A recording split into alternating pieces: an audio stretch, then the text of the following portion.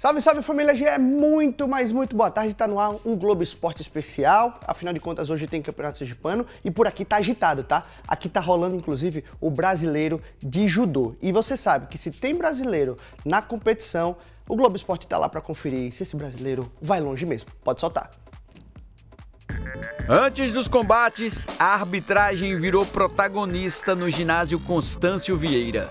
Rolou uma espécie de treinamento com os árbitros que vão trabalhar no Campeonato Brasileiro Regional neste fim de semana. A Federação Internacional de Judô ela fez exatamente 15 modificações na regra de judô e teve um seminário internacional que foi feito em Istambul e agora aqui no Brasil tivemos um seminário nacional e para os campeonatos brasileiros que estão ocorrendo agora nas 5 regiões é de praxe que seja feita uma clínica para se repassar toda essa informação do que foi passado lá em Istambul e padronizado aqui no Brasil, para que todos os árbitros em todas as regiões no Brasil estejam alinhados, conectados, para poder a gente fazer um bom trabalho e aplicar essa regra.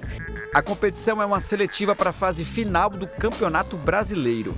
E Aracaju foi escolhida para sediar o evento depois de alguns anos. A última vez que a gente executou o Brasileiro Regional foi em 2017, então a gente estava precisando sim trazer esse grande evento para cá.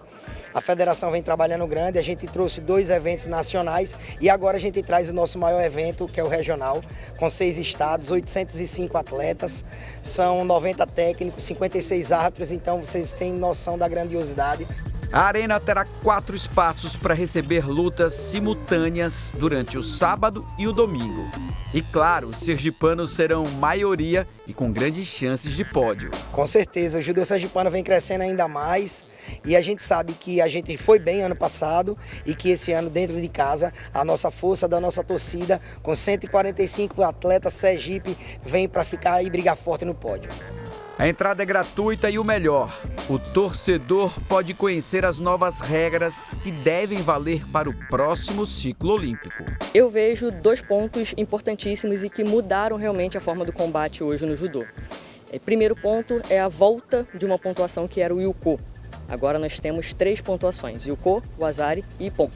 Com essa volta, esse retorno do Yuko, pôde-se diminuir até mesmo as lutas que iam para o Golden Score, ou seja, passavam do seu tempo regulamentar e entravam naquele tempo infinito de ponto de ouro. E outro ponto é justamente a disputa de pegadas, ficou mais livre. Os atletas agora, apesar de ter diminuído o tempo, antes eram 45 segundos, agora o atleta ele tem 30 segundos para fazer um ataque real. Porém, foram modificadas, feitas algumas observações com relação às pegadas. Então esses atletas hoje podem fazer diferentes pegadas, diferentes formas de segurar no judogi para poder tentar fazer essa projeção, essa técnica. Vamos falar de vôlei, pessoal. Ontem a nossa dupla olímpica campeã, Duda e Ana Patrícia, foi eliminada da etapa do México do Circuito Mundial de Vôlei de Praia. Elas perderam para uma dupla suíça por 2-0. Outra sergipana que estava disputando a competição era a Tainá Bigi. Ela fez dupla com a Andressa e também foram eliminadas por 2-1, mas para uma dupla holandesa.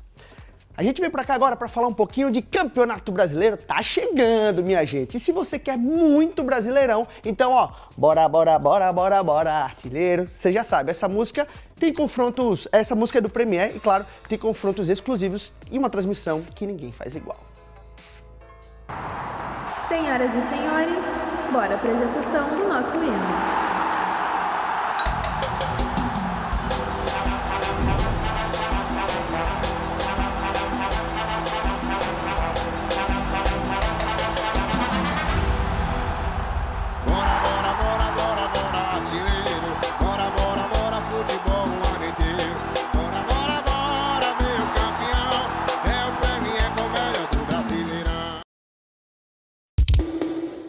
Fala galera, beleza? Me chamo Carla Ferreira, sou torcedora proletária e vim aqui falar do gol de Everton em 2020 no Campeonato Sergipano contra o Itabaiana. Foi um jogo, no primeiro jogo do quadrangular final, foi lá em Itabaiana, foi um dia de semana à noite, foi uma jogada que foi iniciada ali com Ítalo pela esquerda, que carregou a bola, fez uma fila de jogadores do Itabaiana, né? Foram 4 jogadores do Itabaiana tentando marcar Ítalo e ele deu aquele tapa de qualidade de esquerda para Everton de primeira chutar para o gol e sacramentar a vitória do Confiança contra o Itabaiana de 1-0 naquela oportunidade. Foi um jogo pouco tempo antes da pandemia, né? Pouco tempo antes da gente ficar afastado do estádio. Então, para mim foi um jogo importante pelo campeonato e foi um gol muito lindo que eu tenho na minha memória, porque eu tenho um carinho muito grande pelo jogador Everton, que nos deu muitas alegrias, né, para a equipe proletária. Então, foi um gol muito importante para mim e espero que agora nessa próxima semana, nos últimos 90 minutos da final do Campeonato Sergipano, a gente saia vitorioso e mais uma vez levante essa taça para o Dragão. Pra cima, Dragão! Daqui a pouquinho aqui, ó, a final do estadual de 2025 entre Confiança e Itabaiana. O Dragão tem a vantagem do empate, mas por lá, no Sabino Ribeiro, o foco é a vitória para conquistar o bicampeonato. Considerando os 19 jogos que o Confiança teve na temporada, 16 resultados dão título para os azulinos e 3 levam a partida para a marca da Cal. A decisão do título pode terminar nas cobranças de pênalti outra vez. Ano passado, o Dragão até que se deu bem, mas dias atrás, o desempenho na marca da Cal não deixou saudades. Fábio, Ayrton e André Lima desperdiçaram as cobranças diante do Ceará. Rafael não pegou nenhum pênalti e o adversário se classificou para as oitavas de final da Copa do Brasil. Fábio é o cobrador oficial no Dragão, converteu as 2 cobranças esse ano no tempo normal. Rafael Mariano começou o ano no departamento médico tratando de uma lesão no joelho. Depois de recuperado, participou de 12 jogos e sofreu 8 gols, média de 0,66%. Ou melhor, menos de 1 gol por partida. Das 3 derrotas no ano, nenhuma teve 2 gols de diferença. Nós temos essa vantagem, uma grande vantagem, né? Por empate, você jogar por empate é uma grande vantagem, mas nós não podemos entrar com isso, com esse pensamento. A vantagem do empate você leva para o final do jogo. De repente, se o jogo está empatado no final do jogo, você está sofrendo uma pressão, lógico que se você tem essa vantagem, você tem que segurar sobre ela. Temos um retrospecto muito bom dentro de casa, assim como o Itabaiana também tinha. Dentro de casa, dentro da competição. Eles estavam invictos na competição e acho que estavam invictos dentro de casa há um bom tempo já, desde a Série D do ano passado, da disputa do Campeonato Brasileiro. Então, eu acho que isso aí não pode relevar enquanto isso aí. Nós temos que continuar nosso nível de atenção muito elevado, que é uma equipe muito produtiva. Nós sofremos bastante contra eles, vou repetir, nos 2 jogos. E tem que estar preparado. E caso a decisão vá para os pênaltis, que eu espero que não vá, porque nós temos a vantagem, nossa equipe é uma equipe muito qualificada, nós podemos buscar o resultado a todo momento. Hoje à tarde, o goleiro está sem o xerife da defesa, já que Eduardo Moura cumpre suspensão automática e também está sem o artilheiro do Brasil, o atacante Neto, que se recupera de uma lesão em 2 costelas. Nós perdemos um dos pilares da nossa defesa, por uma expulsão, sabemos disso. O professor vem trabalhando durante a semana aí com os 2 atletas que podem suprir a ausência deles. Tenho certeza que os 2 estão preparados. O Adrian iniciou a temporada, teve a lesão, teve que ficar de fora. O Renilson jogou alguns jogos também, quando entrou foi muito bem. Então, em relação a isso, quem ele escolheu, eu tenho certeza que vai estar bem tranquilo, bem seguro e vamos desempenhar o nosso melhor papel lá dentro. O camisa 1 teve destaque no primeiro jogo em Itabaiana e trabalhou bastante durante os 90 minutos. Neste sábado, se ele não sofrer gols, o time se torna bicampeão sergipano. Nós temos nossa responsabilidade de não tomar gols, não sofrer gol, mas durante a partida pode ocorrer muitas situações. Então nós temos que estar preparado para tudo. Nós temos o melhor ataque do Brasil, o ataque mais produtivo. Tenho certeza que lá na frente nosso time vai buscar o gol a todo momento. E lá atrás nós vamos fazer de tudo para que não possa sofrer e conseguir sair com o título. Boa tarde, pessoal do GE. Meu nome é Andresa Maria e eu sou torcedora do Itabaiana.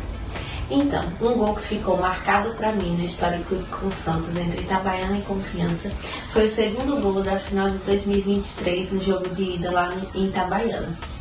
Apesar de ser um jogo recente e tendo acompanhado já 2 títulos do Itabaiana, além desse de 2005 e o 2012, Os outros dois eu acompanhei da arquibancada e esse 2023 eu trabalhei diretamente com o clube.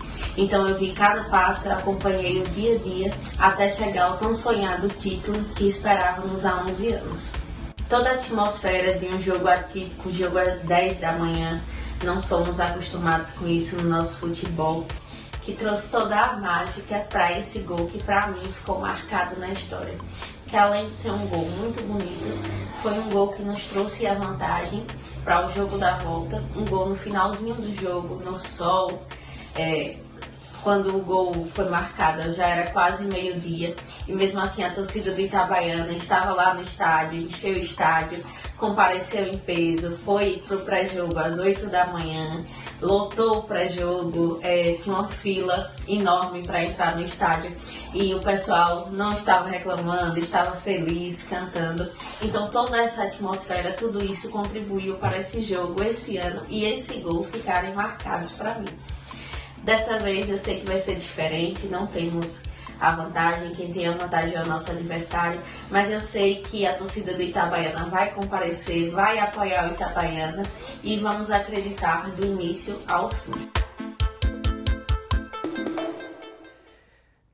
Pois é, e para sair com o título esse ano, o Tremendão se agarra no retrospecto. Afinal, as duas últimas vezes que o Tricolor foi campeão foi justamente contra o Confiança, aqui na Arena Batistão.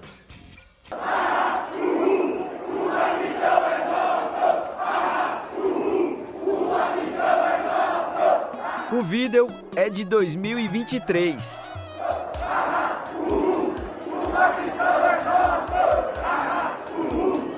Uma festa parecida já havia se repetido em 2012. Por coincidência, os dois últimos títulos estaduais foram comemorados no Batistão e justamente diante do Confiança.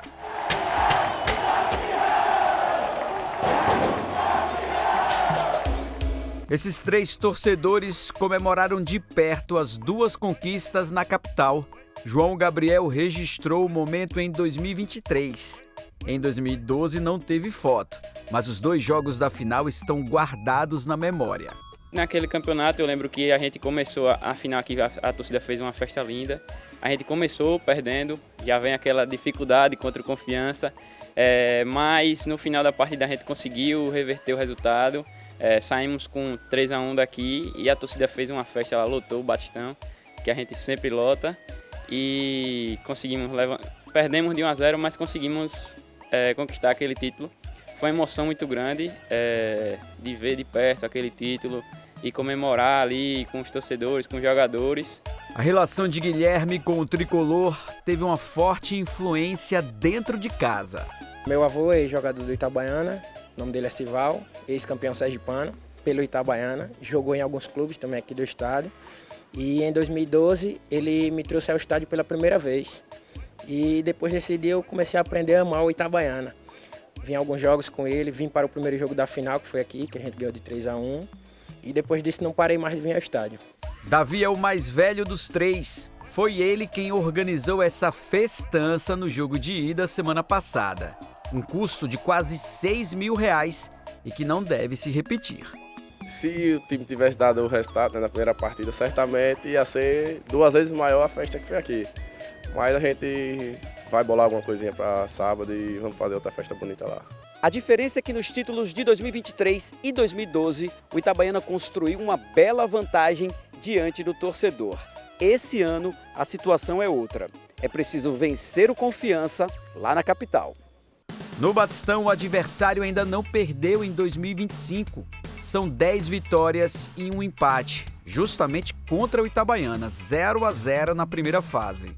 Hoje à tarde, o elenco embarca para Aracaju com a missão de quebrar a invencibilidade dos azulinos e confirmar o retrospecto positivo em finais na casa do rival. Esperançoso fazer um grande jogo lá, trabalhando na semana muito produtiva. Tudo aquilo que o professor Cavallo ele passou, a gente colocamos em prática. Agora é se preparar ainda mais mentalmente, descansar ainda mais, porque nós sabemos que lá vai ser um jogo muito difícil. Eles estão com a vantagem, mas tem 90 minutos aí para a gente reverter essa vantagem aí. E nós temos a plena confiança e a certeza que a gente vai fazer um grande jogo lá e sair campeão. Para quem acompanhou o último treino, para quem viu de perto os títulos de 2012 e 2023, a taça de 2025 é só uma questão de tempo. Apesar do resultado negativo no primeiro jogo, temos total confiança no nosso elenco. Nas outras finais saímos com vantagem de 2 gols de diferença. Dessa vez é uma situação bem diferente, mas eu acredito que vai dar sim para reverter o resultado. Vamos ter vários ônibus daqui de Itabaiana. Lá em Aracaju tem muita gente que torce pelo Itabaiana. E a nossa parte, tenho certeza que a gente vai lotar e vai fazer uma grande festa lá, apoiar nossos jogadores. Não, mas a gente já está acostumado a ganhar lá, né? Aí isso facilita muito. Assim, eu estou extremamente confiante na vitória. Vamos ganhar nos pênaltis, deixar cravado aqui já. E o título é nosso. E olha, gente, a diretoria do Sergipe anunciou mais 2 reforços para a Série D do Brasileiro. O zagueiro Júnior Sergipano e o goleiro Dan Moroni. A estreia do Gipão está prevista para o mês que vem contra o Jequié, fora de casa. Falar de seleção brasileira e a pergunta do milhão é: quem será o novo técnico da nossa seleção? O presidente da CBF, Edinaldo Rodrigues, fez um breve pronunciamento para confirmar a demissão de Dorival Júnior. A CBF, nesse momento, anuncia que encerrou o ciclo do Dorival Júnior. Com o treinador, deixam a seleção os auxiliares Lucas Silvestre, filho de Dorival, e Pedro Sotero, e o preparador físico Celso Rezende. O diretor de seleções, Rodrigo Caetano, que acompanhava Edinaldo, permanece. Antes de anunciar as mudanças, o presidente se reuniu por mais de 2 horas com Dorival e Rodrigo. O agora ex-técnico da seleção deixou a sede da entidade sem falar com os jornalistas. Foram 16 partidas em 1 ano no cargo. O Brasil ganhou 7, empatou 7 e perdeu 2 vezes. O ciclo começou promissor, com vitória sobre a Inglaterra em Londres e empate com a Espanha em Madrid. Mas aí vieram a queda nas quartas de final da Copa América e uma campanha irregular nas eliminatórias, sem atuações destacadas ou convincentes. Depois dos 4-1 sofridos na última terça-feira, a situação ficou insustentável. Uma derrota por 4-1. É uma pancada, Dorival Júnior. A goleada sofrida em Buenos Aires acabou encerrando a passagem de Dorival Júnior pela seleção. Coincidentemente, uma derrota para a mesma Argentina que já tinha ajudado a derrubar Fernando Diniz nessas eliminatórias. Diniz deixou a seleção em novembro de 2023, depois do 1-0 contra os argentinos no Maracanã. No ciclo pós-Copa do Catar, quando Tite deixou o comando, Ramon Menezes, Diniz e Dorival passaram pelo cargo. A partir de agora é que vamos trabalhar na busca de um substituto. A intenção da CBF é ter um treinador para a próxima data FIFA. O Brasil enfrenta o Equador fora e o Paraguai em casa em junho. A entidade vê com bons olhos a contratação de um estrangeiro. E o português Jorge Jesus, ex-Flamengo e atualmente no Al Hilal, aparece como favorito. O míster conseguiria se desvincular do clube saudita a tempo de assumir a equipe antes desses jogos. Já o italiano Carlo Ancelotti tem o Super Mundial de Clubes com o Real Madrid no meio do ano. O novo técnico terá pela frente 4 compromissos das eliminatórias e mais 3 datas para amistosos antes da Copa do ano que vem. Num total que pode chegar a 10 jogos. O Globo Esporte fica por aqui. Outras informações no nosso site ge.globo.br/se. Uma ótima tarde para vocês e até segunda-feira com todas as repercussões de Itabaiana e Confiança. Um abraço!